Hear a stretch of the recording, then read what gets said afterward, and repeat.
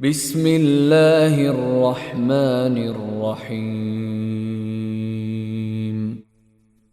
شروع اللہ کے نام سے جو سب پر مہربان ہے، بہت مہربان ہے۔ الف لام را تلک آیات الکتاب وقرآن مبین۔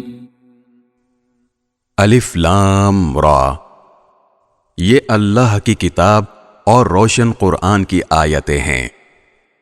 ربما يود الذين كفروا لو كانوا مسلمين۔ ایک وقت آئے گا جب یہ کافر لوگ بڑی تمنائیں کریں گے کہ کاش وہ مسلمان ہوتے۔ ذرهم يأكلوا ويتمتعوا ويلههم الأمل فسوف يعلمون۔